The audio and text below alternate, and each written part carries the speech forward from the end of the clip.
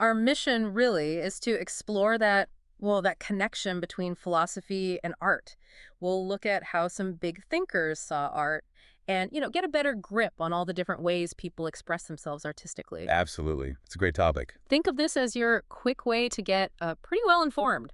Ready to jump in. Let's do it. It strikes me that both philosophy and art are like fundamental ways we try to understand the world. Mhm. Philosophy, as the document says, it's this huge inquiry into, well, everything existence, knowledge, values, the really big questions. Right. And it mentions Pythagoras possibly coining the term, which is interesting. Yeah, so philosophy is really digging for those why answers. And then art, or aesthetics, the document calls it the study of beauty and taste. Exactly. How we interpret things, make judgments. And it's, like I said, tied deeply into the philosophy of art itself, looking at those subjective emotional values we attach to things. Okay, so how does it actually work? I mean, how are they so connected, philosophy and art? Well, the document makes a really strong point. You almost can't explain or even talk about art without bumping into philosophical ideas. Hmm. Every piece of art, whether the artist intended it or not, kind of works within a set of assumptions about the world, about what What it matters. means to be human, yeah. Exactly. And making art itself is often driven by a certain view of the world, which is, inherently philosophical. That phrase mentioned art is a friendly deception. Oh, yeah. That really nails it, doesn't it? That mix of art and philosophy. It just makes you think. It really does. What is art doing? Is it deceiving us? In a friendly way? Hmm. It's a philosophical question right there. Okay, so philosophy gives us this framework. Now let's get into some of the specific philosophers, the heavyweights. Your document kicks off with Plato, and it says he was actually a great storyteller in his dialogues, which is maybe surprising given his views on art in the Republic. Those Yeah. sound a bit critical. Yeah, that's put it mildly sometimes. He Ugh. was a literary stylist himself, but he definitely had a cautious, even critical view of the arts. He thought art could be used, to train citizens, but it had to be controlled. Why so controlled? Well, it ties into his whole philosophy of forms or universals, these perfect eternal ideas like perfect beauty, perfect justice, the idea of a perfect circle. Okay. These existed in a higher, more real realm than our physical world, which Plato saw as just, well, an imperfect copy, a Hmm. shadow of the real thing. Right, right. So our world is already a step down from reality for Plato. Mm. So what did that mean for art, which is often imitating our world? Exactly. That's the problem for him. Mm. It leads to his two main criticisms. First, art is imitation mimesis. It's copying the physical world, which is already just a copy of the true forms. So art is like twice removed from truth, A copy of a copy. pretty much. And second, and this was a big deal for Plato, he thought art was dangerous because it appeals to our emotions, not our reason. Oh. He worried it could lead us away from reason, away from contemplating those pure forms. Emotions, for him, were kind of suspect, potentially irrational. Wow. Okay. So reason and forms are the goal. And art is this potentially misleading emotional distraction. That's quite a take. It is a very strong stance. Now, his student, Aristotle, he saw things differently, didn't he? The document mentions he distinguished between what is good and what is beautiful. Yes, Aristotle, while definitely influenced by Plato, took a different path here. He also saw art as imitation, specifically imitating nature. But his focus shifted. How so? He was more interested in how beauty actually appears in the physical world. Hmm. He talked about size being a factor, but also order, symmetry, definiteness. For him, beauty wasn't just some abstract form out there. It had real, observable qualities. That seems more grounded, maybe. I think so. And he had this really fascinating idea about poetry.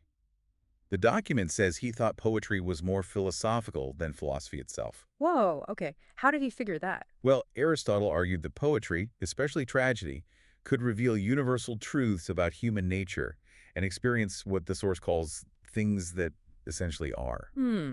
While philosophy might deal in abstractions, poetry could show these truths through actions, through stories, making them more immediate, more impactful. Makes sense. And he laid out three ways poets imitate: things as they were or are, things as people think they are, probabilities, and these deeper universal truths. So Aristotle saw art not just as a copy, but as a way to get at real insights, maybe even better than philosophy sometimes. That's a much more positive view. Definitely a more positive spin, yeah.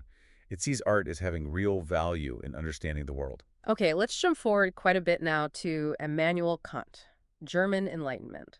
His work, Observations on the Feelings of the Beautiful and the Sublime. What was his angle on beauty and taste? Kant really focused on the experience of the person looking at the art, or nature. He explored beauty as a matter of taste. And he had this interesting idea that taste is subjective. I mean, we all like different things, but it also has a universal element. Universal. How? He suggested there are shared grounds for why we find things beautiful. He talked about two main aesthetic responses. First, there's beauty itself, which gives us pleasure when we perceive things like order, harmony, symmetry. It just feels right. Okay, that fits. But then there's the sublime. This is when beauty inspires awe, maybe even a sense of being overwhelmed. Think about looking at a huge mountain range or a powerful storm. Yeah, it's more than just pretty. Exactly. Yeah. It's awe-inspiring. It transcends simple pleasure. Hmm? So Kant is looking at our psychological response. So it really resonates, that feeling when something just hits you, even if you can't explain why. Okay, shifting gears a bit.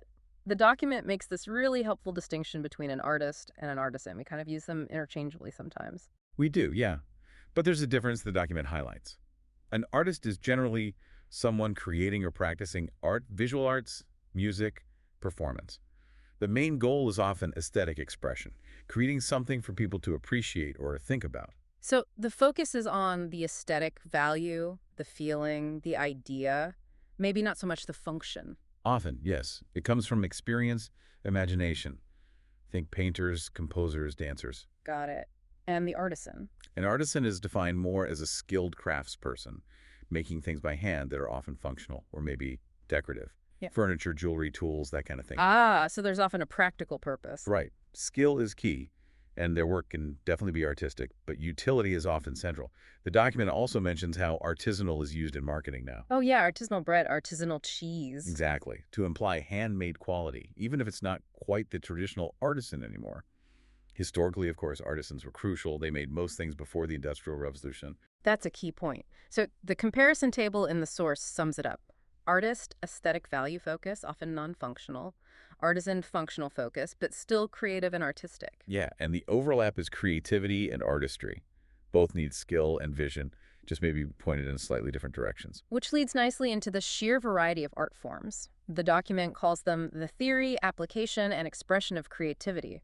Quite broad. It is broad, and it needs to be. It lists the main groups: visual arts, painting, sculpture, architecture, and so on, literature, fiction, poetry, drama, performing arts, dance, music, theater, and even culinary arts gets a mention. I like that culinary arts is in there. Shows how wide-ranging art can be. Definitely. And it also mentions hybrid forms, like film mixing visual and performance, or comics mixing art and text. Art isn't static. No, it keeps evolving. And the point about art being used for storytelling, reflecting our relationship with the world from cave paintings to movies, that really hits home how fundamental it is. Absolutely. It's how we've made sense of things and communicated for millennia. And it says self-expression varies based on skill and inclination. You can mix forms, it's not rigid. No, artists borrow and blend all the time. Let's maybe touch on some specifics mentioned. Architecture, described as the most functional. That makes sense. Shelter, workspaces. But also more than that, right? Represents ideals, like a courthouse, or spirit, like a church. It shapes our landscape and reflects cultural values. Styles change with technology and culture. Malacanang Palace is given as an example. Right. Then sculpture, three-dimensional, freestanding objects, reliefs, Oh. using all sorts of materials. Clay, stone, metal, fabric, found objects, a huge range. And techniques like carving, casting, welding, even sewing. The examples Rizal Monument, UP Oblation, Black Nazarene show how sculpture carries meaning, identity, faith. Really powerful examples. Painting, applying pigments, one of the oldest forms. Super versatile. Yeah, think of all the surfaces: paper, wood, canvas, walls. The examples like Spoliarium, Mona Lisa, The Fisherman just hint at the incredible diversity across history and cultures. Then we move to performing arts. Dance, movement, rhythm, expression. And that balance it mentions between the impulse to move and the skill of choreography, transforming feeling into art. The examples span folk traditions like tinikling to global forms like ballet and hip-hop. Music, sound as the medium. The document lists the elements. Pitch, rhythm, tempo, dynamics. All the building blocks, different styles emphasize different elements. It's performed with instruments, voices, singing, rapping. And it highlights Filipino music folk songs, pop artists like Sarah G. and Gary V. and the great Raymundo Cayabyab. Yeah, mentioning his famous songs like Kay Ganda ng Ating Musika or Da Coconut Nut really grounds it. Definitely. Theater, collaborative performance, live actors presenting stories on a stage. Using gesture, speech, song, music, dance, Mhm. all enhanced by sets and lighting. The word itself, from the Greek for a place for viewing, points to that shared experience. From Shakespeare and Les Mis to Filipino forms like zarzuelas and moro-moro plays. A really rich tradition of live storytelling, And finally, literature. Any body of written work, but more specifically, writing as art. right, with artistic or intellectual value. Using language in special ways. Fiction, nonfiction, poetry, prose, novels, short stories, epics, legends. Oral or written, sometimes performed. The examples include Filipino literary giants like Nick Joaquin and F. Sionel Jose, even Senator Miriam Defensor Santiago's work. It shows the breadth, from novels to folklore to essays. So after covering all those, the document sort of neatly categorizes them. Visual, performing, and literature as a bit of both, plus newer digital forms. It's a useful summary. Visual arts hit the senses directly. Performing arts happen live, over time. Literature engages the mind, the imagination. And technology keeps blurring those lines, which is exciting. Definitely. Okay, this leads us to the really practical part. Art appreciation. How do we actually do it? The document gives some steps. First, just describe what you see, the physical stuff. Yeah, the elements, the materials. Sounds basic, but you have to really look first. You can't analyze what you haven't observed. Good point. Then analyze. Think about the artist's intent, but also your own reaction, your thoughts, your feelings. That subjective part is key, acknowledging your own response. And step 3, context. So important. Understanding the history, the culture around the artwork. Yeah, that can totally change how you see it. It helps you understand why it was made and what it might have meant then, beyond just how you feel now. Right. Then interpretation. Pulling it all together, description, analysis, context, to form your own understanding of its meaning. Making sense of it for yourself based on the evidence. And finally, judgment. Forming an opinion based on your perception, maybe its aesthetic or cultural value. And like the document suggests, it's not just about saying I like it or I don't, it's about an informed response.